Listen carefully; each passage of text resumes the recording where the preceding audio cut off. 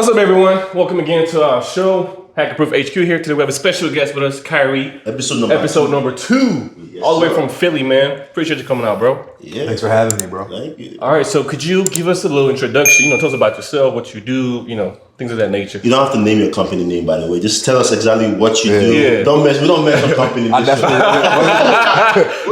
wasn't going to do that. Everything said is our own opinion too. So right. It doesn't have. This does not represent our companies or who we work for, things of that nature. This is just sure. Okay. All right. Go ahead, man. So I'm basically a GRC analyst by trade. I studied computer science in college. And now I work as basically a risk advisor, an IT risk advisor in the financial services sector. That's cool. How long have you been doing it for? Only a few weeks, actually. Yeah. Oh, okay. So you just started? I just started. But before that, I worked as a compliance analyst at a software company, and I was doing that for about 3 years. Oh, nice. I did a little bit of public services internships. So total in my internship experience and my work experience, I probably have about 6 years under my belt in the industry. That's good. And I did IT Helpdesk as well. And you've been doing this for how long? 6 years? You said 6 years, right? About 6 years. So and how old are you? Because getting into tech, you look like a young guy to me. You look like you're about, probably younger than me or my age. Yeah, I just turned 26. And wow. So you got in young before you graduated from college? Yeah, so I did IT Helpdesk pretty much my entire college career. Mm-hmm. And then also during my college career, I did internships pretty much every summer. See, that's what a lot of people don't tell you. Yeah. I also did Helpdesk in my earlier years when I was in school. Because I was doing Uber at first and that shit wasn't paying. Right. Yeah. So I started doing Helpdesk and my first job was actually at Helpdesk. And without that Helpdesk, I wanted to get my first internship. The Helpdesk helped me get my first internship. Bro, same story, same here. So I was at Helpdesk through college, like junior, senior year. I got a Helpdesk role, started doing that, man. Yeah. The same company, I was able to get a front end developer role from that. So that was an internship. How do you make that transition from a developer? I know we're supposed to be interviewing. It's just an interesting question. So I was a computer science degree, computer science bachelor's as well. So I had exposure to programming and stuff. So I was able to just talk my way into the position. Wow. Oh wow. Yeah. I guess I'm the only one left out there. Because my story is different, but that's for another time, man. That's for another time. Keep going. Sorry I interrupted you, but I just had to say that about the Helpdesk because a lot of people don't know this, but your first job might not be that biggest, clean tech cloud role that you're looking for. That like cloud engineer, cloud security. It could be something else. So go ahead, keep talking. I think for me, Helpdesk really, Helpdesk is really a customer service role. Right. And I think that when you have that customer service experience under your belt, it basically just shows that you're able to handle pressure, you're able to communicate with people, and you also get a little bit of that like tech experience under your belt as well. So I think that's why Helpdesk is a really good spot to start in. But the problem that I'm seeing right now is that the Helpdesk roles are being outsourced. Really? So it's difficult to get a Helpdesk role right now because they're all being outsourced. How is it being outsourced? So I remember there's a lot of Helpdesk positions. Like a company, depending on your size, could have about 20, 10, or even less Helpdesk role available in that company. So those positions are no longer needed? It's not that they're no longer needed, but if you look at the way that like cloud is starting to expand, right? You can have an offshore Helpdesk agency basically for whatever your cloud product is. And all of these companies are moving to software as a service. So, the on-prem IT Helpdesk positions are kind of becoming more and more obsolete as cloud evolves more. And how is that affecting? I know you're in GRC, so you see a lot of GRC related work. You might elaborate on what you do your day to day. So my day to day really involves a lot of risk assessments. That's really what my day to day is. Risk assessments. It's very research based as well. So like, I'm not super like technology proficient at all, right? So like, I know how to code a little bit, but when there's a new technology or when I have to analyze something that involves cloud, I have to research a lot of that and I have to ask people questions and I have to interview people a lot. So that's really what my day-to-day consists of is research, interviews, talking to people, networking internally and things like that. And also adding to that, his job is GRC analyst, so GRC engineer, just GRC analyst, right? So I guess I'm technically I'm an IT risk advisor. IT risk advisor could be different in different companies. The things you're doing now in your company could be different from like if I have the same position as you in my own company. So he's speaking based on his experience so far. So it could be different for other people's experience. So one thing I don't like really saying myself is saying that, hey, because I work in this company, I'm doing this role, it's going to be the same in a different company. 100%. Yeah, that's true. True. It's true. You guys want to add on to that? Yeah, I have this quick question. So, GRC, basically governance, risk, and compliance, does each aspect have its own different job? Like governance, you can get IT governance job, IT risk job, or IT compliance job? I would say that... or they're all intertwined, basically. I would say somewhat. They're definitely intertwined. Compliance, the path for compliance is really like audit, like IT audit.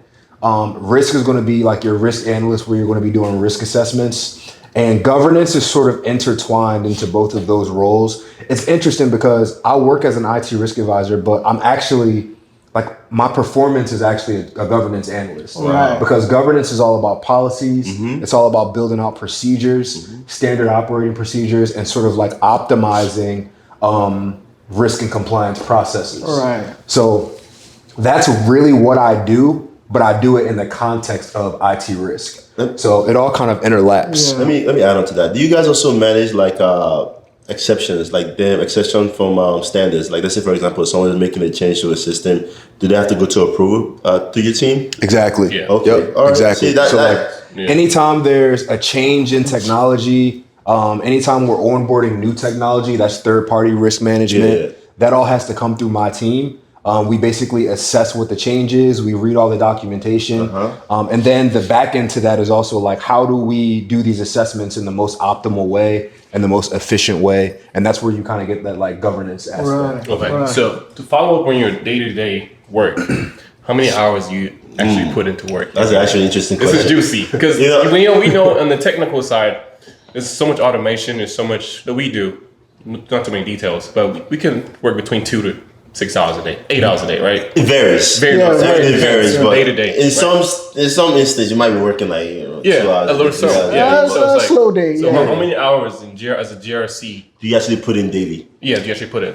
So recently, right? So I just recently switched roles, right? So when I was working remotely, I didn't have to like act like I was doing work, right? But so basically, that's good right there. Yeah. Back then, when we all, right I'm there. gonna let you finish. Now I'm gonna add on to that. Yeah. So when I was working as a compliance product manager, it was very project based. So if I got my project done and if I got my deliverables over, I was pretty much finished for the day.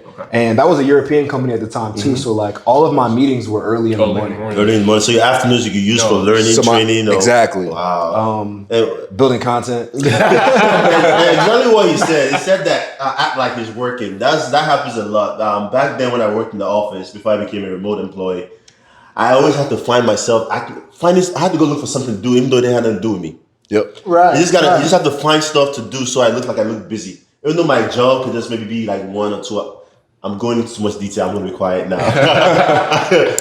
To answer the question, I probably would say that because I started out as I'm a new employee, so my day is actually pretty full right now because I'm training. I'm still trying to learn. That's true. Like who's who in my company. I'm still trying to learn how the company works. And I'm moving from compliance to risk, which is a little bit different. So I'm still learning the like risk methodologies, different frameworks and stuff that I can reference to help me in my job. Right. So I would say that I'm putting in about like 4 to 6 like hard hours a day. That's true. But I definitely see that toning down a little bit as I get more acclimated to the job. It makes sense. As you go into a new company, I think the hardest part is actually learning about the infrastructure, learning who the acronyms, all that. Yeah, that's once you know that and you're a seasoned employee, then it's a lot more easier to like do your day-to-day job. Exactly. Yeah. What would you say, this for the whole team, what would you say is the time frame for somebody to get adjusted to a position or like get used to the language, get used to the tools and stuff like that? What do you think it is, basically?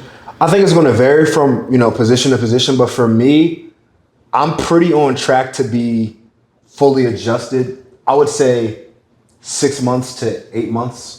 I agree. For me to be like fully ingrained and know who I can go to answer questions. right? Because like people come to me with questions, I don't know the answer. No clue. Right. I don't know the answer all the time, Bro. I think. Go ahead. Going into that, no one knows the answer all the time. No one in tech really knows the answer all the time. To be honest, we use computer, Google, Chat GPT for our everyday answers. It's not like we just have this knowledge in our head that we know everything in tech, in cybersecurity, in cloud security, because cloud security is a big field. It has several different silo parts that is different. Application security that can go into like DevSecOps, everything else. So just knowing everything is not really possible, but you just have to have the ability to look up stuff and understand stuff. and network. Oh yeah, And find people who That's true. like, because there's going to be senior people at your organization who know the answers. Yeah. Right. And they, or they can point you to the person who does know the answers. Yeah. So being able to network, I think that's honestly the most, I think that's the best skill that anyone can like gain in the cybersecurity industry as a whole, is the ability to network, influence people, ask questions, and get to like the root cause I of have things. a question, because I watched your TikTok and I remember you saying that sometimes you can't always be happy at your work. I know you said something like that, but it might be, you said it differently, but I'm just saying in my own words. Yeah. You can't always be the happy-going guy at work. So how do you do that while networking? Because it's hard to network while you just trying to be happy, because to introduce yourself to somebody, you have to be in a happy mood. Mood. Mood. You have to be in the mood. You know, how do you balance being yourself versus being your work self? You know what I mean? That's true. It's That makes almost two sense. different people. 100%. Yeah, because you So, can't like, be. Go ahead. For me, I cover right now. I cover all my tattoos. Yeah. At work too? I cover all my tattoos at really? work. Yeah. Right now, I do. Oh, because you're I'm new, Right, Because right, I'm new, right. right? So Yeah. I think a part of it is understanding your environment, Yeah. right? But another part of it is like establishing your personal brand once you like when you get to work. Yeah. So I've kind of already, and at every job that I have, my power comes from sort of like what my innate skills are. I'm extremely organized. I'm extremely focused, and I kind of operationalize my life. So like I have my time structured out when I go to the gym. I go to the gym every day at the same day. That is true. And everybody in the office knows that this is my gym time. Yeah. So being that like kind of person who's kind of rigid, that's the brand that I've sort of established for myself. So people don't necessarily expect me to be like this happy-go-lucky sort of person, Right. because they know that Kyree's the You're person who's going to get the business. He Yeah. wants to get his job done, and he wants out to of go here. home. See, I feel like that's the best way to do it too, because Honestly. if you just honesty and just go in there as the personality you want to portray, Right. it just makes it easier for you to interact with the system and interact with different levels and different parts that you're talking to. 100%. Yeah. Especially when at a peer level, that's cool. But then you also have to be adaptable, right? Like Right. sometimes when you're talking to management, and sometimes when you're talking to, people that are in powerful places in the Right. company. That is true. And you have to maybe put your suit on that day, right. or sometimes you gotta put your smile on that day. Definitely. Those are But hard days. it's all a part of the skill. How many fake smile day and fake laughter day have you had so far?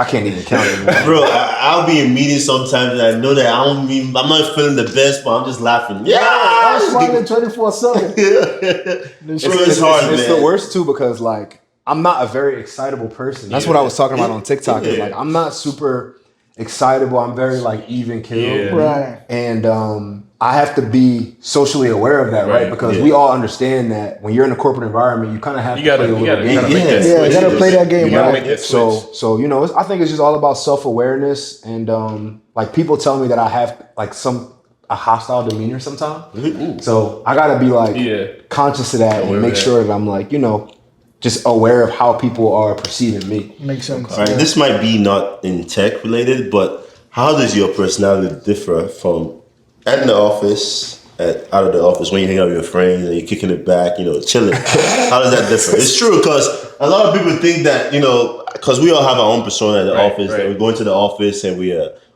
put on a suit and act like someone that we are. Even though we don't like it sometimes, we just act like something that we are not. And when we are home, we are more free. It's like you can be yourself. Right. Yeah.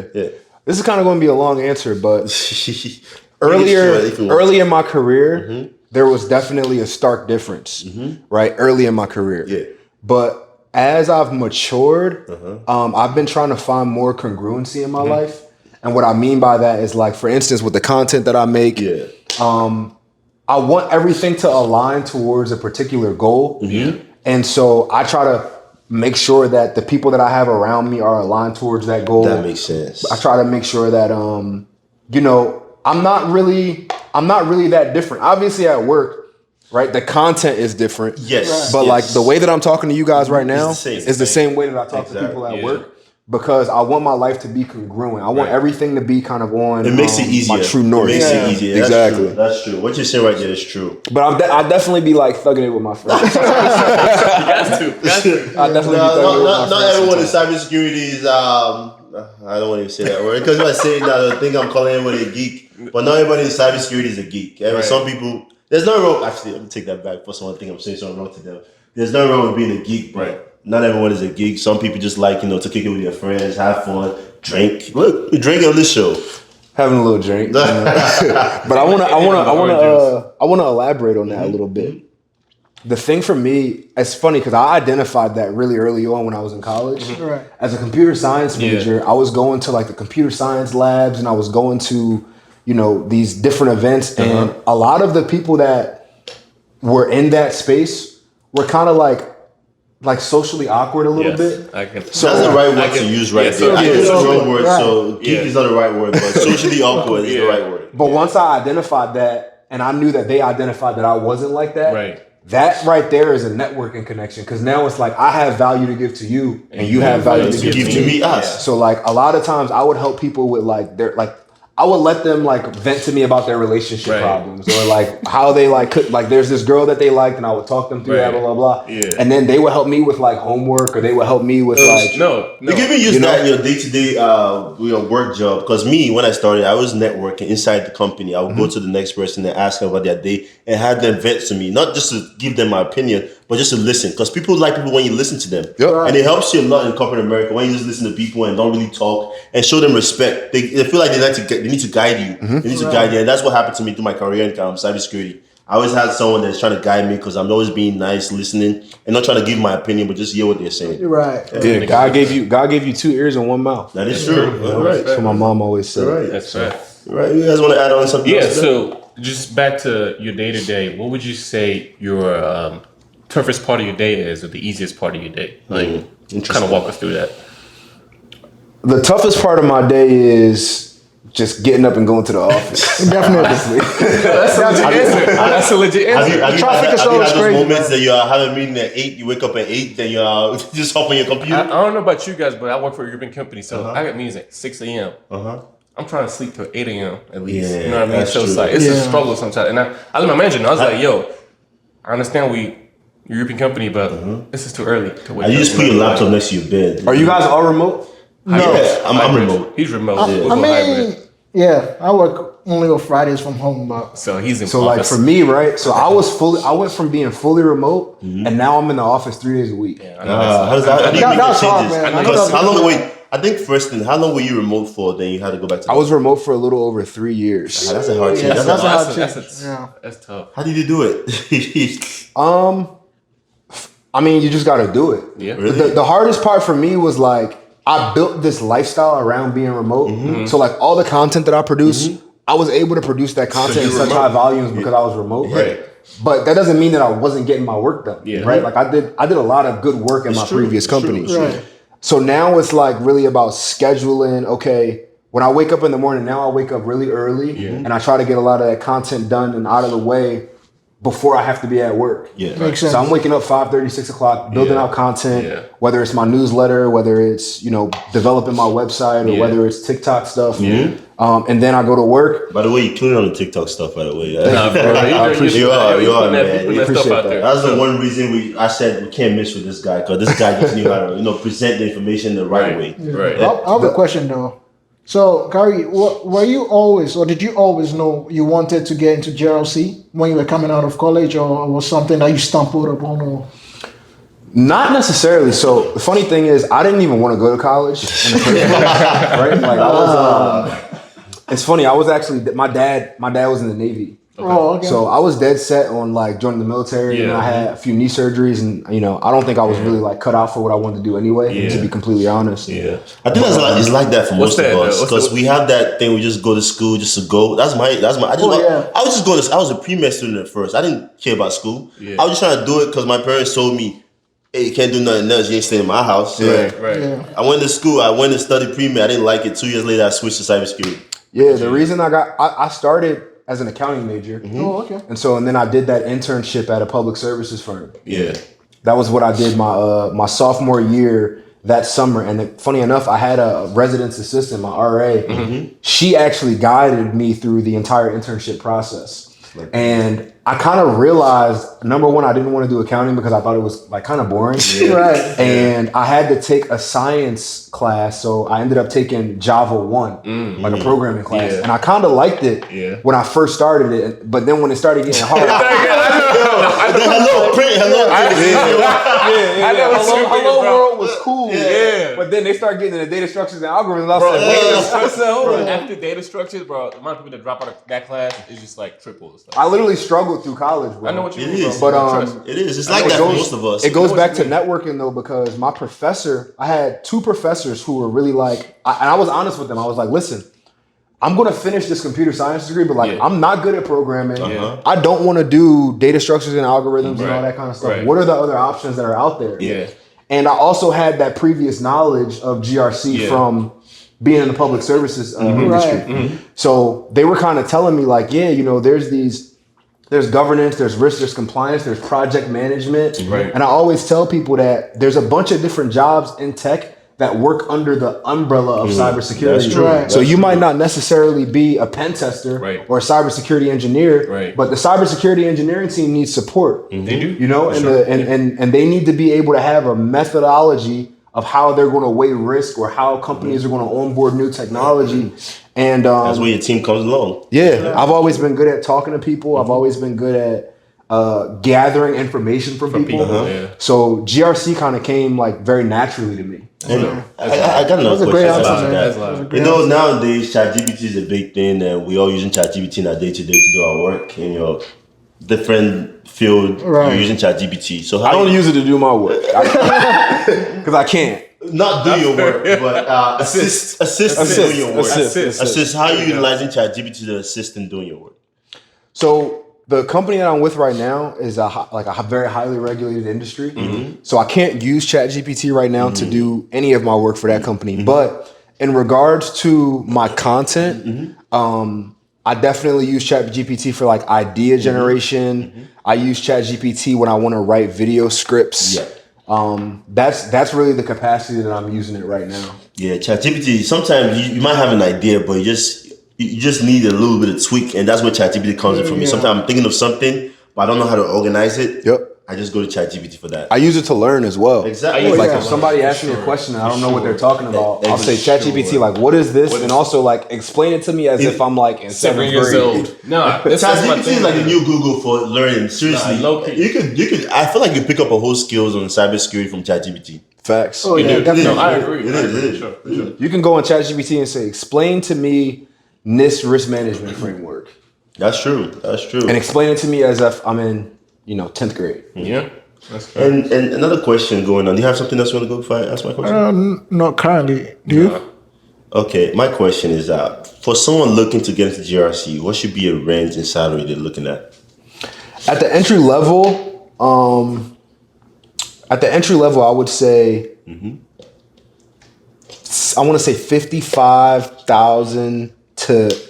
It's a broad range. I would say 55K to like 85K. Okay, that's true, because I see a lot of content out there that says that, hey, you're making 100,000, 6 figures after you take my boot camp or take my training course. Hey, what do you think about those contents out there? That's cap. I think that it can happen. Like you can definitely. There's always one. Yeah, but like the exception to the rule doesn't necessarily mean that the rule is not. It's not. That's true. Yeah. That's right. true. So I would say that from an expectation standpoint, 55 to really like 60. I think I started out at like 60K or something like that. That's a good range. That's a good range. That's not bad. Yeah.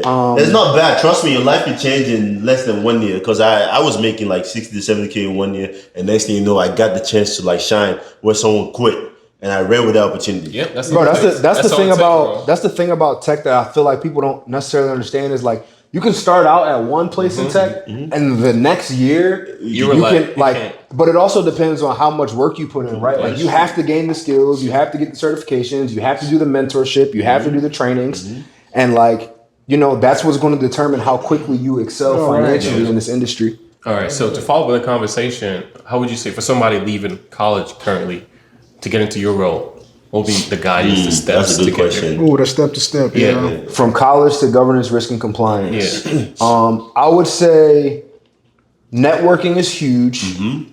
Right? So like, for instance, I'll tell you guys a story. Okay. My current role that I'm in right now literally was because I was making content. Really? And I was burnt out, right? I was burnt out from making content. So I took a little walk. I went to a bar kind of like near where I live. Yeah. And it was kind of like an upscale-ish kind of bar where older people are and everything like that. Yeah. This dude and his wife walks into the bar, and it just so happens that he was like really high up in the company that I'm in now. Really? And he was like an IT manager. So I started talking to him, telling him about what I do, blah, blah, blah. And he was like, yeah, man, there's a bunch of jobs that like we're looking for people to do exactly that. Wow. And I used him as a recommendation. And because he said that I could. Because he said that he was like, yeah, man, just like, use me as a recommendation. I think that you'd be really great for, some of these roles that we have. And I like they responded to me in less than like 5 days. That's dope. So that's why I think good networking skills really important, right? Networking is important, and then you need to learn the thing that college doesn't teach you if you're doing computer science. I don't know how it is for like cybersecurity degrees, but for computer science degrees, they don't necessarily teach you like NIST risk management framework. No. They don't necessarily teach you. So like the cybersecurity standards and frameworks are really, really important. And I would also say that get project management experience if you can. And I have a good question. You said computer science. You were talking about computer science. Would you suggest someone go for a computer science degree or IT degree? Yeah, versus like a computer science versus IT versus like cybersecurity. Because it all leads to the same. It's all the same. You could at least the same road. Yeah. When people ask me this question, people usually ask me like computer science or cybersecurity. I don't really know too much about an IT degree, but I always say computer science because I think that a cybersecurity degree pigeonholes you into cybersecurity, right? Whereas a computer science degree, now you can do whatever is open. in technology. I like data scientists, you go into exactly because you get an introduction to all of the skills. That's a good point. I agree. I don't have any other questions. Do you have a question? No, I think not right now. Wow, this is I don't know how long this show went for, but I think it went for a long time. So, Kyree, we appreciate you coming. Doing a quick show for us. Thank you for having me. We appreciate you flying from Philadelphia. Shows the dedication, man. We're trying to grow this platform. Brotherly love. That's what they say. Shows the dedication. We're trying to grow this platform. We're trying to get it as big as possible. This is our second episode. Kyree, appreciate the time, and nothing else for me to say. Yeah, thank you, bro. Thank you. Remember to like, subscribe, and comment. And make sure y'all follow me too. Follow Kyree. Hey, he's gonna be tagged in every post. Follow Kyree on YouTube, Instagram, TikTok. You're already big on TikTok. Follow Kyree on TikTok. What else you got? I'm trying to grow my Instagram and my Twitter. Yeah. TikTok algorithm is kind of different. Like it's not a change, right? It's like TikTok. You can grow fast on TikTok if you do a lot of volume. Yeah. Right. But like Instagram, I've been struggling. So follow me on the gram. Get this man as much followers as you want. Yes, You sir. know what? Yes, sir. All right, that's it. That's it. Peace out. Peace out. Shit.